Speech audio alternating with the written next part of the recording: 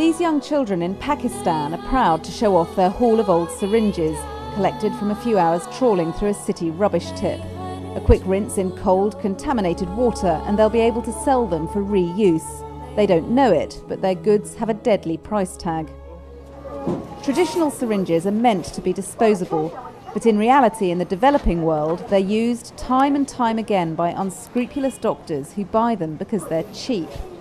This doctor on the outskirts of Delhi, for example, admitted using a single syringe to give 25 injections, then pleaded with us not to tell anyone.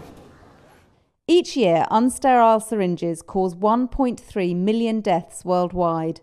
22 million more healthy people are infected unnecessarily with hepatitis and HIV. 20 years ago, Sussex entrepreneur Mark Kosker was so appalled to learn of the huge loss of life caused by bad injections that he invented an auto-disable syringe. His K1 model locks and breaks, making it unusable after one injection. After years of struggling for funding and fighting big business keen to protect their own interests, UNICEF finally adopted K1 as a chosen immunisation syringe in 2001. UNICEF were Mark's first clients, but auto-disable syringes have since become the norm for use in disease prevention across the world. They wouldn't think of doing it any other way now, and that's a remarkable change, and it means that every injection we've witnessed today has been totally safe. We've also talked to the parents and made sure that they know why it's been totally safe, and this is just such a rewarding feeling. Mark Kosker is now driven towards a greater goal because immunisation amounts to just 5% of the injection market.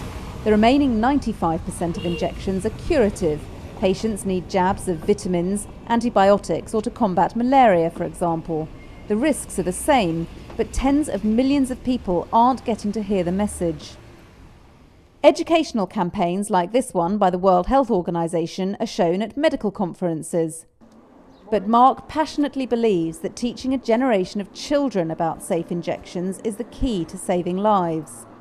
He's now thrown his energy into SafePoint, a non-profit organisation he's set up to promote injection safety. SafePoint is the only initiative tackling the problem of needle hygiene at grassroots level. And this is my design. I'm an inventor. Do you know what that is? Mark explains to school children, like these in India, how to recognise if a needle is clean. They learn to refuse an injection if the syringe doesn't come in a sterile packet, if it's wet, meaning it's been washed for reuse, or if conditions in the clinic they're visiting are dirty.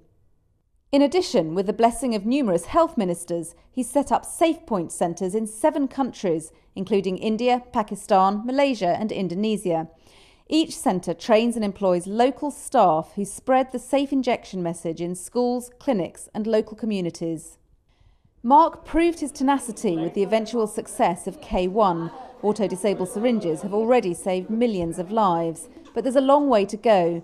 8,000 children a day are still dying through unsafe injections. Mark's plan now is to expand the SafePoint scheme so that every child in the developing world learns the basic privilege of knowing they can refuse a treatment that's likely to kill them.